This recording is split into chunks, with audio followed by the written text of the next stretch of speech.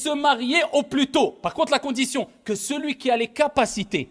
Ça ne veut pas dire que c'est celui qui est forcément riche, millionnaire, qui a une grande maison qu'il a achetée, etc., etc. Non, il faut avoir d'abord les capacités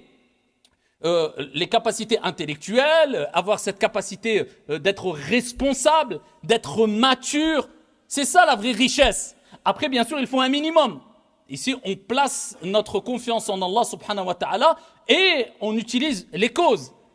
Et on ne fait pas simplement on ne tombe pas simplement dans le fait de placer sa confiance en Dieu. On fait les causes, on cherche du travail, etc. Il faut un minimum de préparation, même financière. Mais avant la préparation financière, c'est la maturité qu'il faut. Il faut être un bonhomme.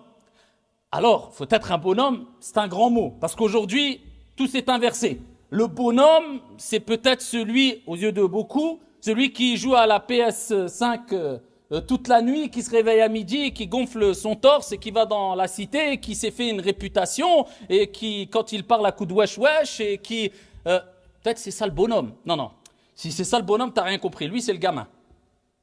Lui, c'est le gamin. Le bonhomme, c'est celui qui, dès son plus jeune âge, se construit intellectuellement, se prépare à des objectifs nobles et il se dit, Inch'Allah, je veux travailler puisque je veux gagner de l'argent licite, je veux me marier au plus tôt possible, je veux faire mon pèlerinage, je veux. Et quand il fait les causes et quand il en veut, il est positif et qu'il s'en remet à Allah subhanahu wa ta'ala et qui prend le chemin de al-istiqama, la droiture, qui est une source de bénédiction, de baraka, Allah lui ouvre toutes les portes. Et tu le vois à 20 ans, 19 ans, 21 ans, il a déjà construit sa vie.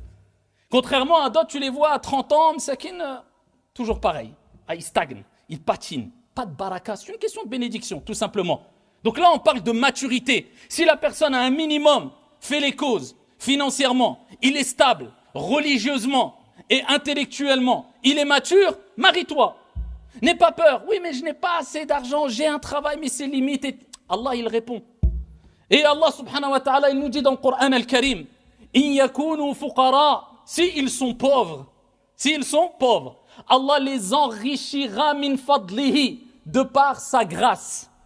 Abu Bakr as-Siddiq radiyallahu anhu wa arda, lorsqu'il a parlé de ce verset coranique, il dit celui qui obéit à son Seigneur tabaraka wa ta'ala dans l'ordre, concernant l'ordre du mariage et le comportement qu'il doit avoir, etc., etc., eh bien Allah subhanahu wa ta'ala remplira sa promesse qui est le fait de l'enrichir.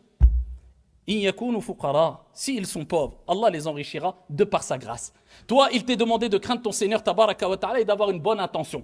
Je me marie pas parce que c'est la mode, je me marie pas parce que je tape un coup de délire, je me marie pas. Non, j'ai compris que le mariage c'est une ibada, un acte d'adoration. Je sais très bien